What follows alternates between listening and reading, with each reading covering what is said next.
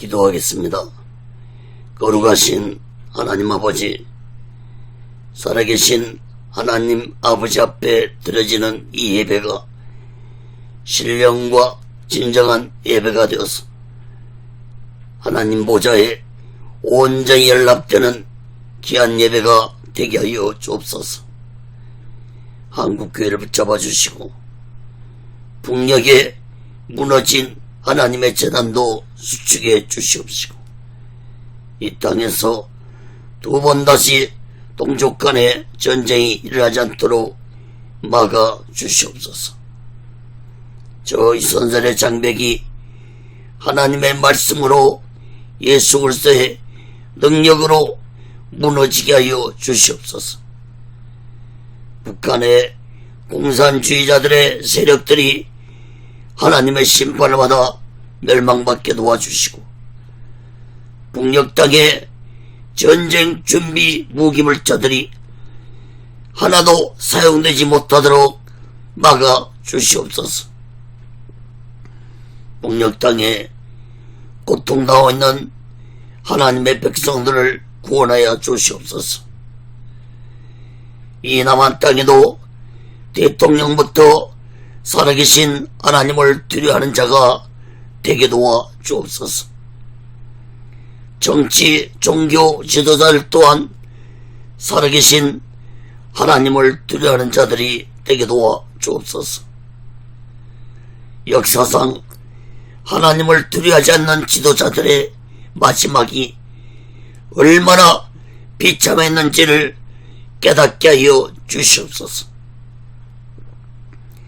오늘날 이 남한 땅이 사회주의, 공산주의 사상으로 물들어가고 있습니다. 공산주의와 사회주의와 복음은 하나가 될 수 없습니다. 거룩하신 하나님 아버지, 하나님의 주권으로 하나님의 공의로 이 나라를 다스려 주시옵소서. 주체사상을 가지고 있는 주사파 세력들을 하나님 아버지 심판해 주시옵소서. 저들의 생각이 얼마나 어리석고 무지한 것인지 깨닫게 하여 주시옵소서. 거룩하신 하나님 아버지, 오늘날 이 땅에 불법과 불의가 판을 치고 있습니다. 하나님 아버지, 진실로 이 백성들이 어리석고 무지한 백성들이 되지 않게 주옵소서. 하나님 아버지, 이 나라를 다스려 주셨기를 간절히 원합니다. 불의한 자들이 판을 치는 세상이 되지 않게 주옵소서. 하나님의 공의를 쫓는, 하나님의 의를 쫓는 자들이 이 나라를 다스리게 도와 주옵소서. 아버지 하나님, 이 땅의 교회들과 죄종들과 예수 믿는 자들이 이 나라와 이 민족을 위해서 눈물 뿌리며 회개하며 하나님 앞에 기도하게 도와 주옵소서. 오늘 시간에도 하나님의 말씀이 선포될 때 이 말씀이 땅끝까지 전파되게 도와주시고 저 북녘 땅까지도 전해지는 놀라운 성령의 역사가 있게 하여 주옵소서. 오직의 순례는도 하나님의 뜻 가운데서 세워주시고 인도하시고 다스려 주시옵소서. 부족한 종을 이 시간에도 성령의 도구로 말씀의 도구로 온전히 사용하여 주시옵소서. 모든 영광을 하나님께 드리며 예수 그리스도로 간절히 기도합니다. 아멘. 할렐루야. 오직 예수. 마태복음 3장 말씀을 전하겠습니다. 세례 요한, 이러한 제목으로 하나님의 말씀을 전할 때 여러분 모두에게 하나님의 크신 은혜와 은총이 임하기를 예수 그리스도로 간절히 축원합니다. 성경을 변호시고 하나님의 말씀을 들으시면 더욱 크신 은혜가 임할 줄 믿습니다. 사랑하는 여러분, 여러분은 성경의 인물 중에서 하나님과 예수님을 제외하고 누구를 가장 존경하십니까? 저는 개인적으로 가장 존경하는 인물이 세례 요한입니다. 세례 요한은 오직 예수 한 분만 위해 살다가 30살 젊은 나이에 순교했습니다. 세례 요한의 신앙은 오직 예수 신앙이었다는 사실을 깨닫기 바랍니다. 성경의 많은 인물 중에서 가장 흠이 없는 한 사람이 바로 세례 요한입니다. 세례 요한은 당시에 제사장이었던 사가랴 집안의 에돔 아들로 태어났습니다. 누가복음 1장에 보면은 당시의 사가랴는 아이를 낳지 못할 정도로 나이가 많았습니다. 사가랴 아내 엘리사벳은 늙어서 임신하자 사람들 보기 부끄러워서 5달 동안 숨어서 지냈다고 말씀하고 있습니다. 이렇게 늙은 나이에 늦둥이를 본 아들 세례 요한이 얼마나 귀한 아들이었겠습니까? 세례 요한은 예수님보다 6개월 먼저 태어났습니다. 예수님의 사역이 30살에 시작되었으므로 6개월 먼저 태어난 세례 요한도 30살에 사역을 시작했다고 볼 수 있습니다. 제사장 집안의 늦둥이 아들로 태어난 세례 요한은 예수님하고는 다르게 어린 시절을 유복한 가정에서 교육을 잘 받으면서 편안하게 보냈을 것입니다. 민수기 4장에 보면은 율법의 제사장은 30살부터 하도록 되어 있습니다. 그러므로 세례 요한은 이제 제사장 사가랴 아버지의 뒤를 이어서 제사장이 되어야 했습니다. 그런데 세례 요한은 광야로 나가서 세상을 향해 회개하라고 외쳤습니다. 여러분, 당시에 제사장은 권력과 부귀와 명예가 보장된 자리였습니다. 그런데 세례 요한은 그 모든 것을 다 버리고 헐판한 광야에 나가서 회개하라고 외쳤습니다. 부모였던 사가랴와 엘리사벳의 마음은 어떠했겠습니까? 성경에는 기록되어 있지 않지만 아마도 사가랴와 엘리사벳의 마음은 몹시 괴로웠을 것입니다. 세례 요한에게 광야에 나가지 말라고 만류했을 것입니다. 여러분, 유대 광야에는 일교차가 심해서 낮에는 뜨거운 태양으로 덥고 밤에는 춥고 먹을 것을 구할 수 없는 것이었습니다. 특히 밤에는 사나운 이리떼들이 나타나는 곳이었습니다. 이런 광야로 귀한 애아들이 나간다고 했을 때 걱정하지 않는 부모가 어디 있겠습니까? 그러나 세례 요한의 부모님 역시도 믿음의 사람들이었기 때문에 세례 요한이 잉태했을 당시에 가브리엘 천사의 말을 기억했을 것입니다. 누가복음 1장 13절 17절에 보면은 천사는 제사장 사가랴에게 말하기를 너에게 주는 아들은 장차 오실 메시아의 길을 예비한 자라고 말씀해 줬습니다.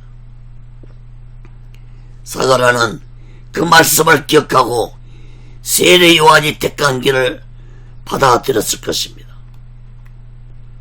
사랑하는 여러분, 초림 예수님의 길을 예비한 세례 요한처럼 우리 또한 이 마지막 시대에 오직 예수 신앙으로 재림 예수의 길을 예비하는 귀하고 복된 자들 되시기를 예수 그리스도로 간절히 축원합니다. 첫 번째로 마태복음 3장 1절에서 4절까지 보면은 세례 요한의 사명에 대해서 말씀했습니다. 세례 요한은 자신에게 주어진 사명을 온전히 감당한 자였습니다. 마태복음 3장 1절에서 4절 말씀 보겠습니다. 그때 세례 요한이 이르러 유대 광야에서 전파에 가로되 회개하라 천국이 가까우니라 했으니 저는 선지자 이사야로 말씀하신 자라 일렀으되 광야에 외치는 자의 소리가 있어 가로되 너희는 주의 길을 예비하라 그의 첩경을 명탕케 하라 하였느니라. 이 요한은 약대 털옷을 입고 허리에 가죽띠를 띠고 음식은 메뚜기와 석정이었더라. 여러분, 세례 요한의 첫 외침은 회개하라 천국이 가까우니라는 외침이었습니다. 이 외침은 구약의 말라기 선자 이후에 약 400년 만에 하나님이 이 세상에 주신 첫 번째 메시지였다는 사실을 깨닫기 바랍니다.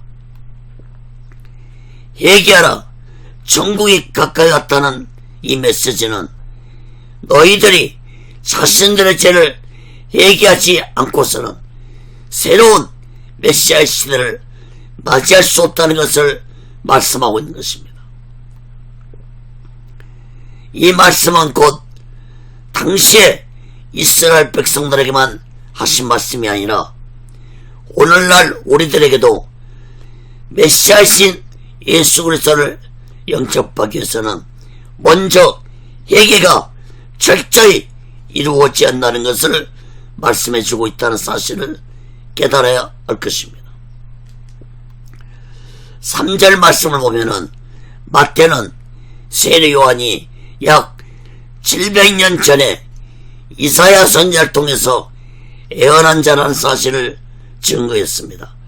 3절 말씀을 다시 보시기 바랍니다.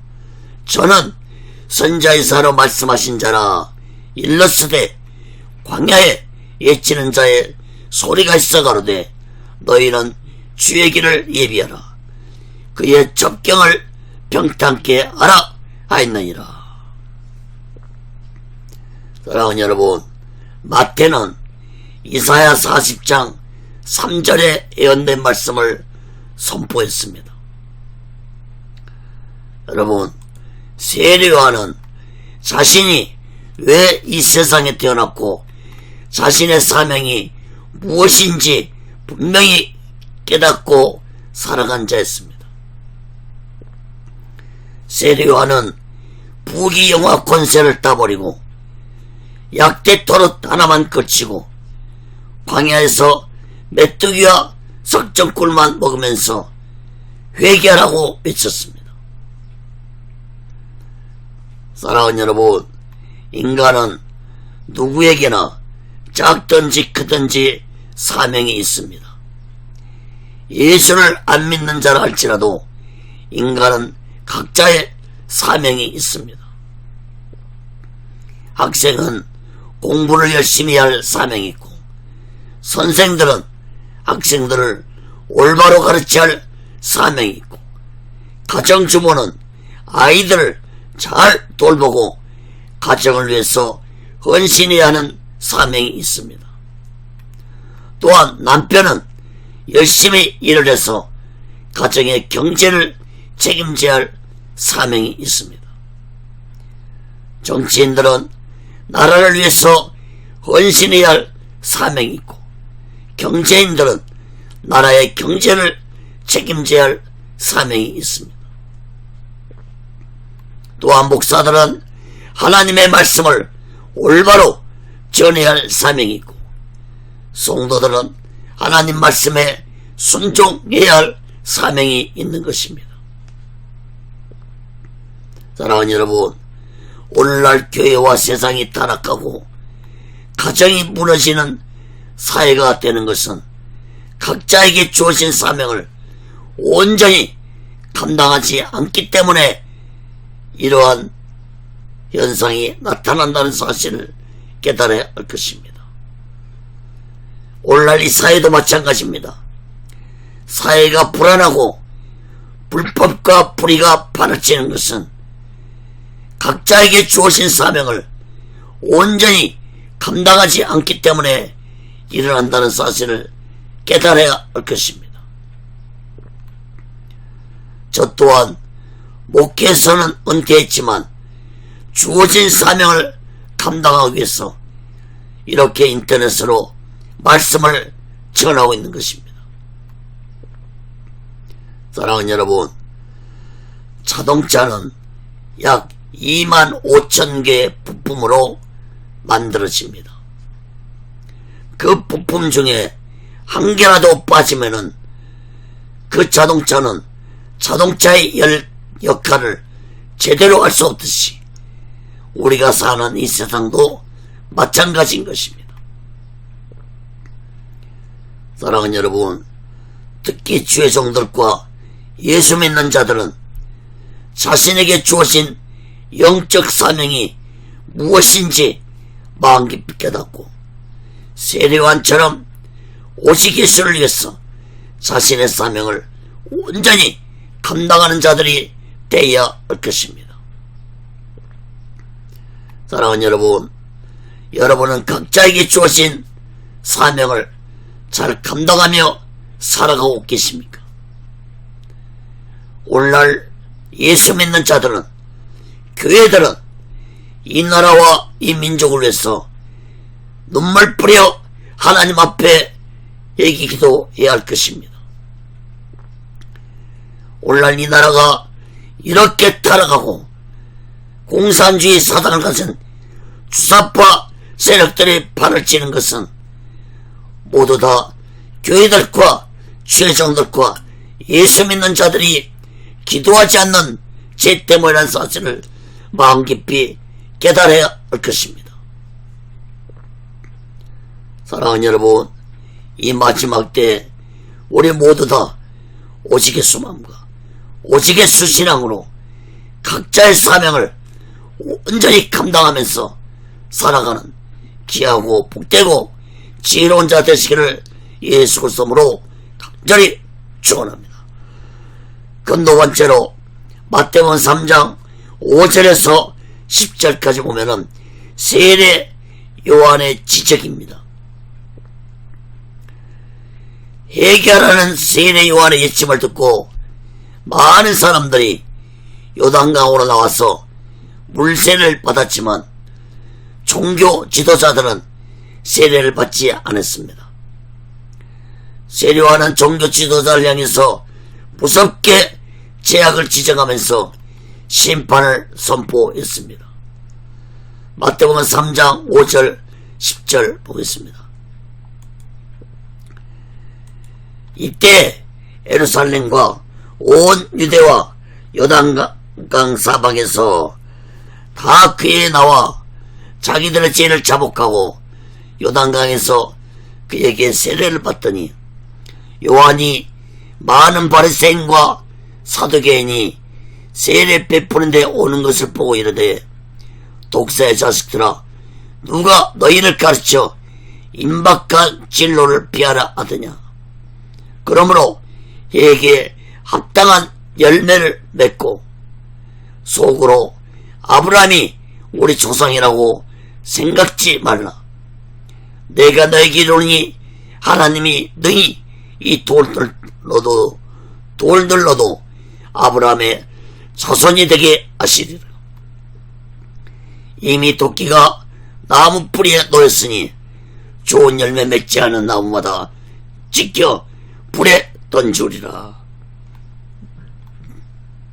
여러분 5절 6절에 보면은 예루살렘과 온 유대 땅 사방에서 많은 사람들이 요단강으로 나와서 그들은 자신들의 죄를 회개하고 세례 요한에게 물세를 받았습니다.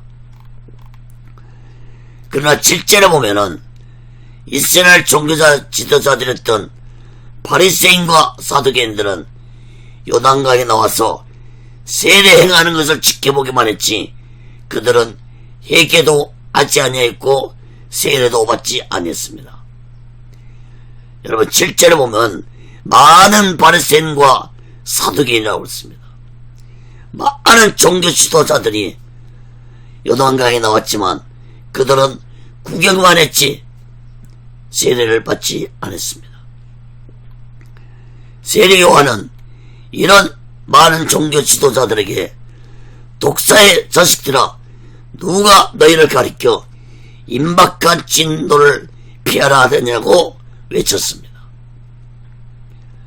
여러분 세례 요한의 이 말씀은 곧 종교 지도자 너희들은 이미 사탄의 종들인데 너희들이 하나님의 진노를 피할 수 있을 것 같으냐라는 말씀이었습니다.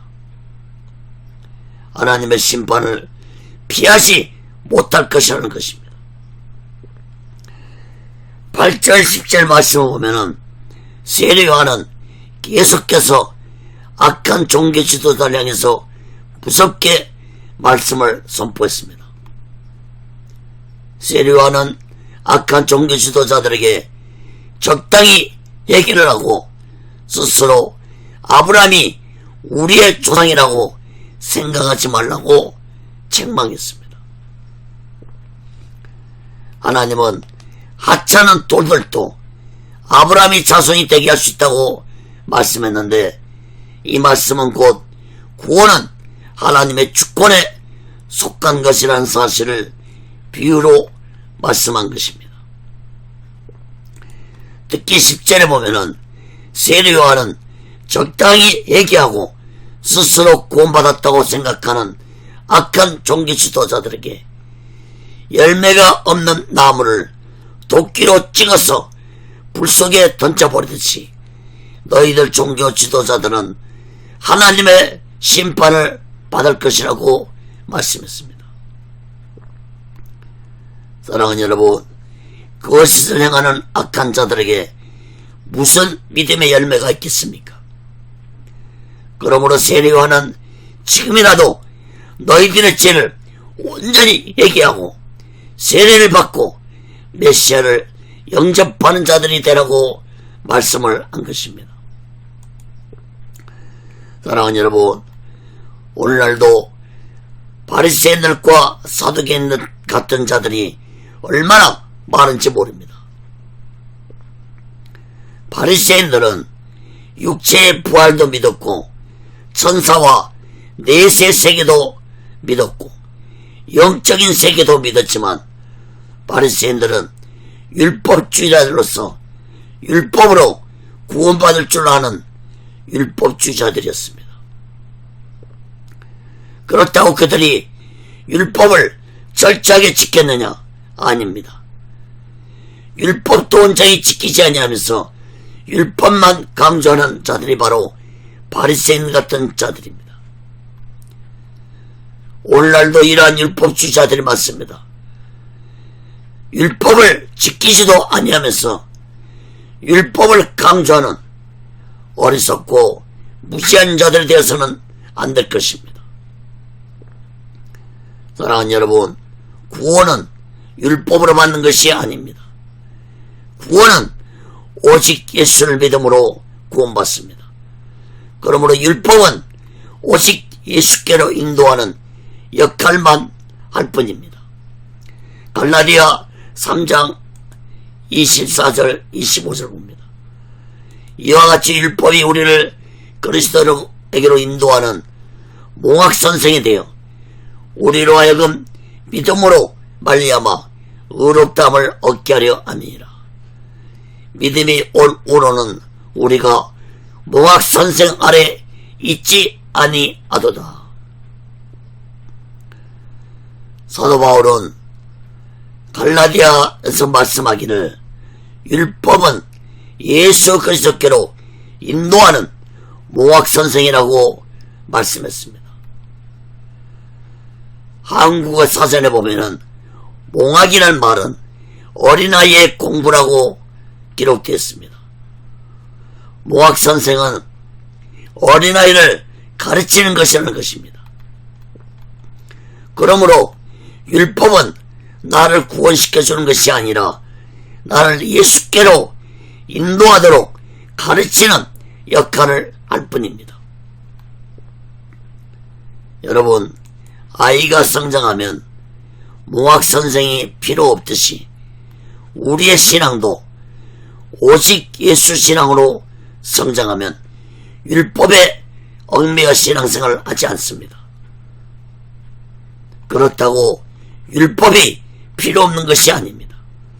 여러분 25절 말씀을 다시 보세요. 믿음이 온 우로는 우리가 몽학선생 아래 있지 아니하도다. 여러분 우리의 신앙이 오직 예수 마음과 오직 예수 신앙으로 성장하면은 율법에 얽매이지 않습니다. 그렇다고 율법이 필요 없다는 것이 아닙니다. 예수를 믿고도 오직 예수 마음과 오직 예수 신앙으로 살아가지 않는 자에게는 그 신앙이 오직 예수 신앙으로 성장할 때까지는 율법이 절대적으로 필요한 것입니다. 로마서 3장 20절에 보면은 그러므로 율법의 행위로 그의 앞에 의롭다 하심을 얻을 육체가 없나니 율법으로는 죄를 깨달음이라. 율법으로는 죄를 깨달은다고 했습니다. 사랑하는 여러분, 율법으로 구원받을 줄 알면서도 자신들의 죄를 깨닫지 못하고 신앙생활한 바리새인들 같은 어리석고 무시한 자들이 되지 마시고 율법을 통해서 나의 죄를 회개하고 오직 예수 마음과 오직 예수 신앙으로 살아가는 귀하고 복되고 지혜로운 자 되시기를 예수 그리스도로 간절히 축원합니다. 바리새인 다음에 살펴볼 말씀은 사두개인들입니다. 사두개인들이 어떤 자들입니까? 사두개인들은 모세 오경만을 믿었고 내세도 영혼도 부활도 믿지 아니한 현실주의자들이 바로 사두개인 같은 자들입니다. 오늘날 이런 사두개인 같은 자들이 얼마나 많은지 모릅니다. 교회를 다니고 예수를 믿으면서도 천국과 지옥을 믿지 않고 현실주의에 빠져서 신앙생활한 자들이 얼마나 많은지 모릅니다. 사랑하는 여러분, 현실주의자들은 곧 육적인 자들입니다. 이들은 그리스도인들이 아닙니다. 이들은 바로 종교인들입니다. 이런 사두개인 같은 자들은 교회를 다니고 예수를 믿는 목적이 자신의 육적인 목적을 이루고 채우고자 하기 위해서 교회를 다니고 예수를 믿는 자들입니다. 하나님은 이런 자들에게 육적인 자들이라고 말씀했습니다. 로마서 8장 6절 8절에 보면은 육신의 생각은 사망이요 영의 생각은 생명과 평안이라. 육신의 생각은 하나님과 원수가 되나니 이는 하나님의 법에 굴복지 아니할 뿐 아니라 할 수도 없습니다. 육신에 있는 자들은 하나님을 기쁘시게 할 수 없느니라. 사랑하는 여러분, 바리새인과 사두개인 같은 어리석고 무지한 자들이 되지 마시고 우리 모두는 날마다 내 죄를 온전히 얘기하면서 오직 예수 마음과 오직 예수 신앙으로 살아가는 귀하고 복되고 지혜로운 자 되시기를 예수 그리스도로 간절히 축원합니다. 근 세 번째로 마태복음 3장 11절에서 17절까지 보면은 예수님과 세례 요한의 만남입니다. 여러분, 마리아가 예수를 잉태한 몸으로 세례 요한이 내 어머니 엘리사벳을 찾아갔을 때 누가복음 1장에 보면은 세례 요한은 뱃속에서부터 예수를 알아보고 기뻐했다고 했습니다. 뱃속에서 잉태한 예수를 알아보고 기뻐한 것입니다. 6개월 먼저 태어난 세례 요한은 예수보다 먼저 요단강에 나가서 회개를 외치면서 메시아의 길을 예비하고 있었는데 두 가지로 살펴보고 말씀을 마치겠습니다. 첫째, 세례 요한은 예수에 대해 증거했습니다. 마태복음 3장 11절에서 12절 봅니다. 나는 너희로 회개케 하기 위하여 물로 세례를 주거니와 내 뒤에 오시는 이는 나보다 능력이 많으시니 나는 그의 실을 들기도 감당치 못하겠노라. 그런 성령과 불로 너희에게 세례를 주실 것이요 손에 키를 들고 자기의 타작마당을 정하게 하사 알곡을 모아 곳간에 들이고 죽정이는 꺼지지 않는 불에 데우시리라. 여러분, 세례 요한 자신은 나는 너희들을 회개시키고 물로 세례를 주지만 자신의 뒤에 오시는 분은 성령과 불로 세례를 주실 것이라고 말씀했습니다. 특히 세례 요한은 자신의 뒤에 오시는 분은 자신보다 능력이 많으신 분이시고 자신은 그분의 신발도 들 수 없는 비천한 존재라는 사실을 말씀했습니다. 여러분, 당시에는 노예가 주인의 신발을 들고 다녔습니다. 그런데 세례 요한은 그런 일조차도 할 수 없는 비천한 존재라는 사실을 말씀했습니다. 또한 12절 말씀을 보면은 세례 요한은 장차 자신의 뒤에 오시는 분은 알곡과 죽정이를 구분해서 알곡은 곳간에 죽정이는 지옥불에 던지게 하시는 심판자라는 사실을 증거했습니다. 사랑하는 여러분, 세례 요한은 자신이 증거할 자는 메시아라는 사실을 깨닫고 있었던 것입니다. 세례 요한은 자신의 뒤에 오시는 분은 성령과 불로 세례를 주실 것이라고 말씀했는데 이 말씀은 곧 회개한 후에 물세를 받은 것으로 만족하지 말고 성령과 불세를 받아야 할 것을 말씀하신 것입니다. 다시 말해서 세례 요한은 자신에게 받은 물세례로 만족하지 말고 자신의 뒤에 오시는 분 메시아에게 성령과 불세를 받으라고 말씀을 한 것입니다. 사랑하는 여러분, 물세례가 외적으로 주는 것이라면 성령의 불세례는 내적으로 임하는 것입니다. 물세례가 눈에 보이는 세례라면 성령의 불세례는 사람의 눈에 보이지 않는 영적 세례인 것입니다. 성령의 불세례는 예수님이 십자가에 죽으신 후에 오순절날에 마가다락방에 임했습니다. 사랑하는 여러분, 오늘날 예수 믿는 자들이 신앙이 연약한 것은 물세례만 만족하고 성령의 불세를 받지 못했기 때문에 어린아이 신앙을 벗어나지 못하고 있는 것입니다. 예수님 제자들도 성령의 불세를 받기 전에는 예수님을 따르는 목적이 세상 것을 추구하면서 따랐고, 예수님의 붙잡히자 모두 다 비겁하게 도망쳤던 제자들이었습니다. 특히 가장 주저였던 베드로는 계집종 앞에서 예수님을 3번씩이나 부인하고 저주까지 했습니다. 사랑하는 여러분, 이렇게 믿음이 약하고 비겁했던 자들이 오순절날 마가다락방에서 성령의 불세를 받고 그들은 생명을 바쳐서 예수 그리스도의 복음을 전하다가 죽음 앞에서도 비굴하게 굴지 아니하고 오직 예수를 위해서 순교를 하고 생을 마쳤습니다. 사랑하는 여러분, 제자들이 성령의 능력으로 사명을 감당할 수 있다는 사실을 깨닫기 바랍니다.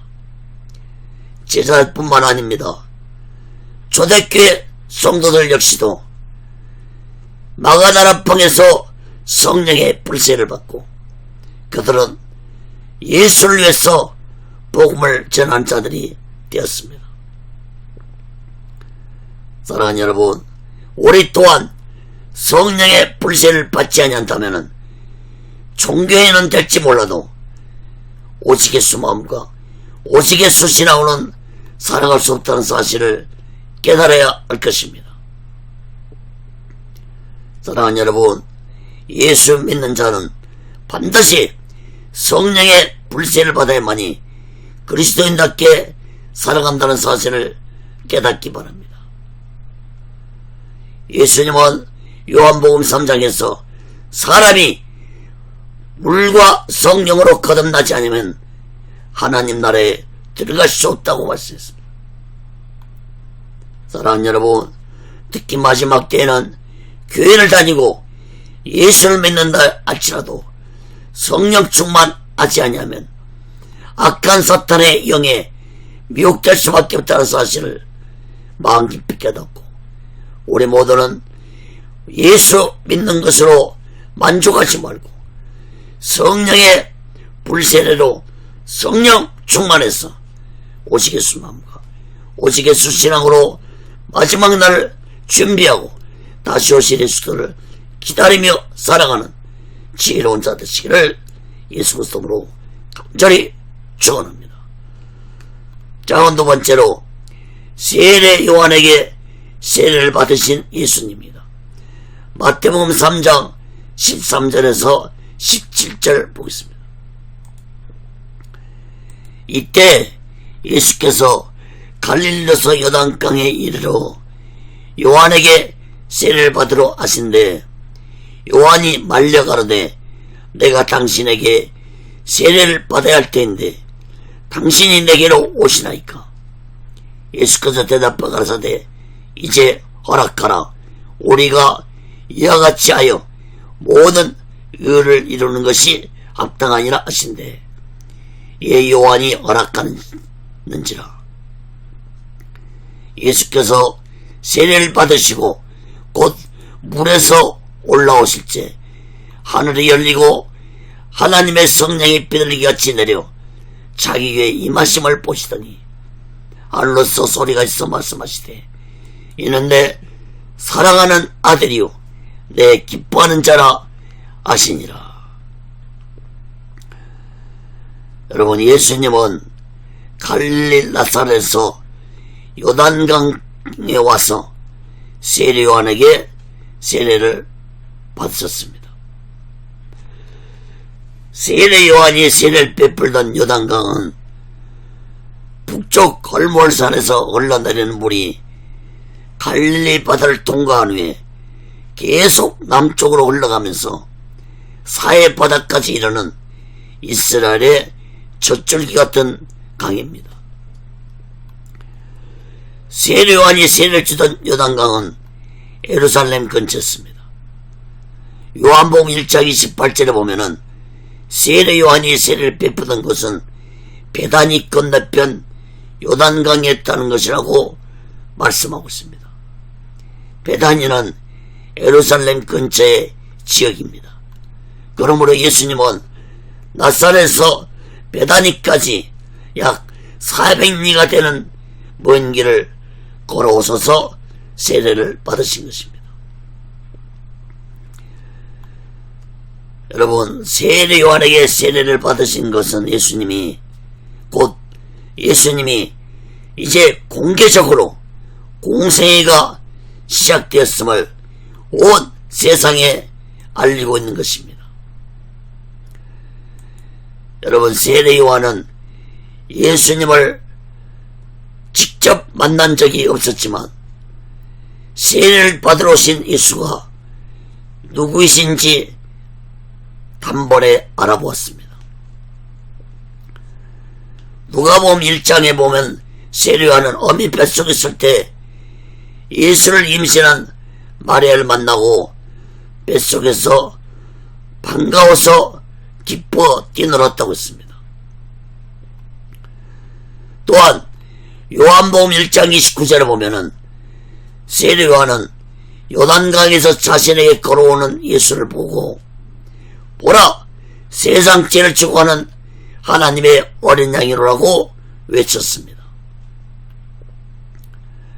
여러분, 성령 충만한 세례 요한은 예수가 메시아라는 사실을 알고 있었습니다. 그러므로 자신에게 세례를 받으라고 나오시는 예수님에게 자신이 어떻게 세례를 줄 수 있겠습니까? 라고 말했습니다.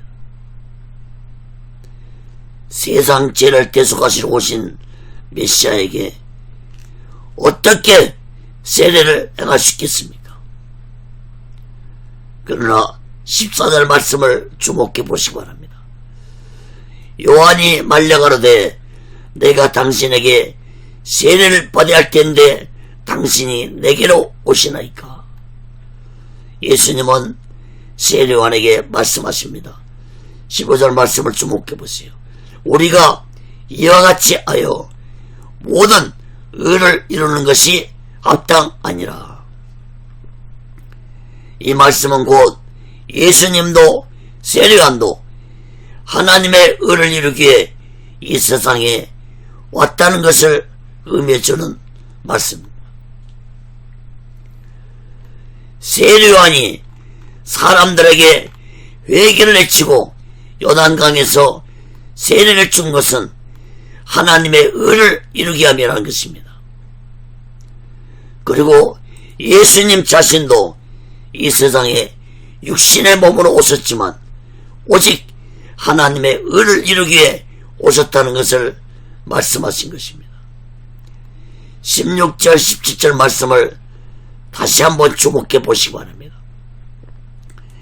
예수께서 세례를 받으시고 곧 물에서 올라오실 때 하늘이 열리고 하나님의 성령이 비둘기같이 내려 자기의 임하심을 보시더니 하늘로서 소리가 있어 말씀하시되 이는 내 사랑하는 아들이요 내 기뻐하는 자라 하시니라. 예수님이 세례 요한에게 세례를 받자 하늘이 열리며 성령이 예수님에게 임했고 하늘에서는 이는 내 사랑하는 아들이요 내 기뻐하는 자라 소리가 났습니다. 사랑하는 여러분, 이것은 곧 하나님이 온 세상에 예수님의 사역이 시작됐음을 선포하는 것입니다. 사랑하는 여러분, 하나님이 예수님을 내 아들이라고 온 세상에 선포한 이 말씀은 당시의 유대인들에게는 놀라운 말씀이었습니다.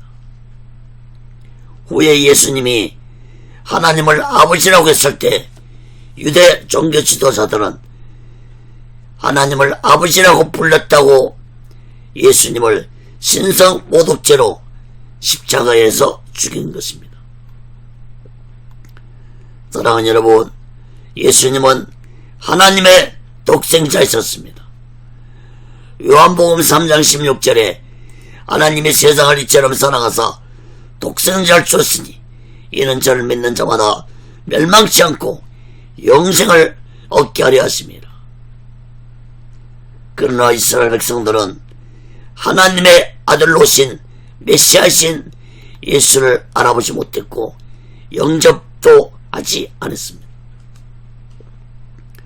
사랑하는 여러분, 하나님의 아들로 메시아로 오신 예수 그리스도를 알아보지도 못했고 영접하지도 못한 저 이스라엘 백성들 같은 어리석고 무지한 자들이 되지 마시고 우리 모두는 성령 충만해서 세례 요한처럼 오직 예수 마음과 오직 예수 신앙으로 마지막 날을 준비하고 다시 오실 예수를 기다리며 살아가는 귀하고 복된 자들 되시기를 예수 그리스도로 간절히 축원합니다.